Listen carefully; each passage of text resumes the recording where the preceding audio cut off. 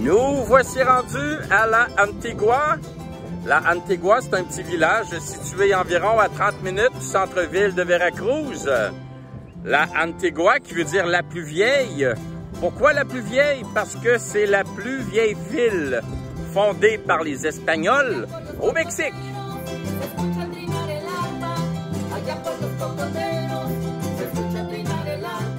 La rivière que nous venons de traverser s'appelle la rivière des Colibris. C'est d'ailleurs le nom qu'on donnait au peuple ici, des indigènes qui vivaient dans la région.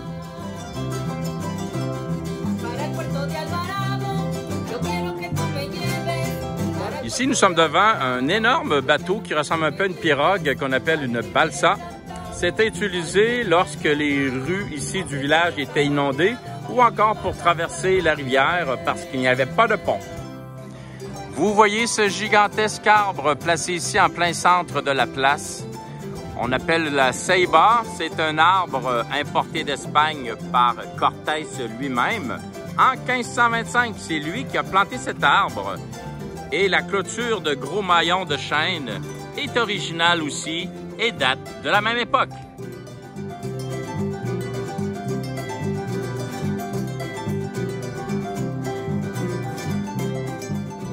Alors, croyez-le ou non, nous sommes devant la plus vieille église, non pas du Mexique, non pas d'Amérique du Nord, mais bien de l'Amérique complète, du Nord, du Sud et l'Amérique centrale.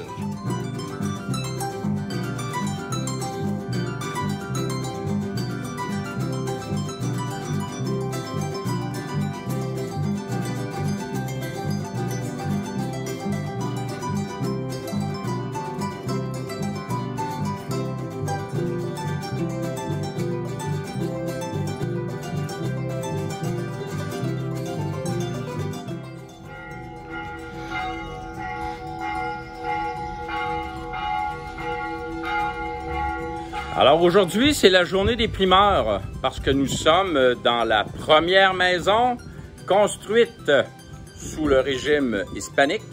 La maison qui appartenait à nul autre que Hernán Cortés, gouverneur, explorateur et conquistador espagnol.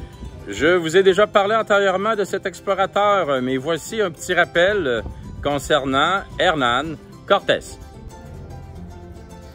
Hernán Cortés, de son nom complet, Fernando Cortés de Monroy Pizarro Altamirano. Né en 1485 à Medellín, en Espagne, et mort le 2 décembre 1547 près de Séville, en Espagne. Il est un conquistador espagnol qui, en 1521 et 1522, s'est emparé de l'Empire aztèque au nom du roi Charles V de Castille, roi d'Aragon, et il fonda la Nouvelle-Espagne. En 1511, Cortés accompagna Diego Velázquez, parti à la conquête de l'île de Cuba. Après la conquête, il est nommé alcalde, maire de Santiago de Cuba, et reçoit un don de terre et d'esclaves indigènes. Le 10 février 1519, Cortés quitte Cuba avec 11 navires et 126 membres d'équipage, 32 chevaux, 531 soldats, avec des canons et plusieurs armes, et 200 Indiens et esclaves noirs comme auxiliaires de troupes, et il part alors à l'aventure, à la conquête de ce qui deviendra le Mexique.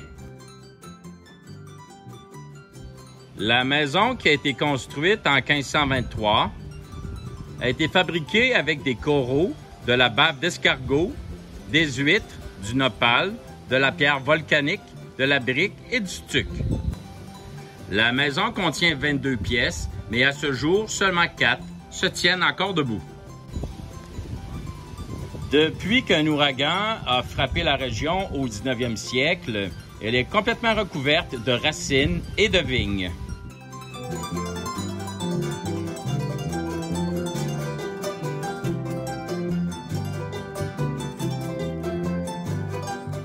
Ici, on voit un réel puits original.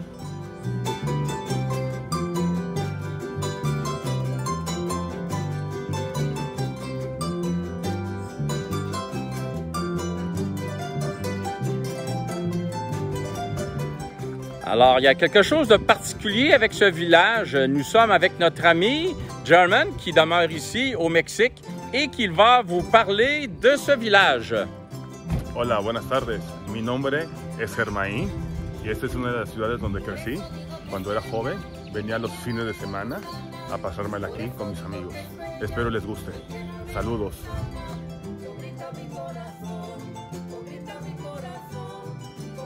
Alors, comme notre ami vous a dit, c'est sa ville natale et sa maison, la voici. La maison où il a grandi, parce qu'il a vraiment grandi, il mesure 6 pieds 3.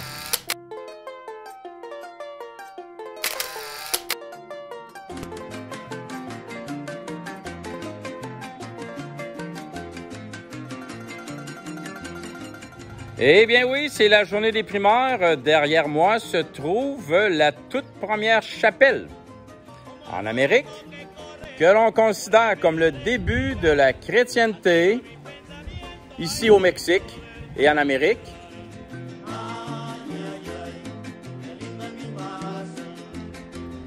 Elle fut également construite par Cortés lors de l'arrivée de 12 membres de l'ordre des frères franciscains.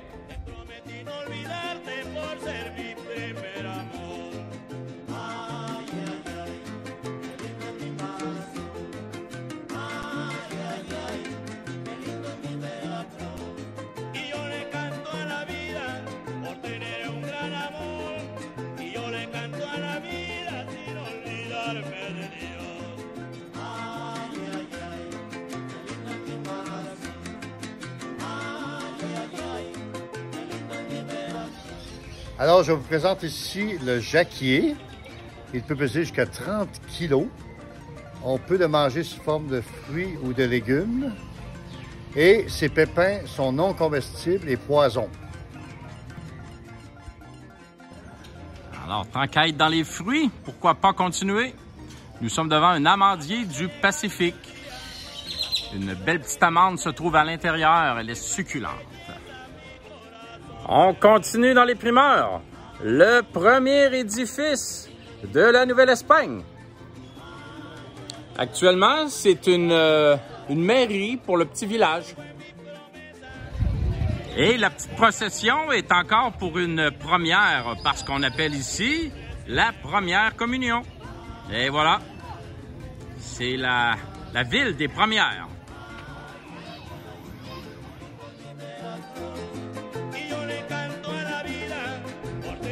Eh bien voilà, c'est déjà terminé. Ceci met fin à notre petite incursion dans l'histoire de la colonisation du Mexique par les Espagnols. Je vous invite à vous abonner à ma chaîne si ce n'est pas déjà fait, à partager cette vidéo et à nous suivre dans une autre aventure quelque part dans le monde. À bientôt!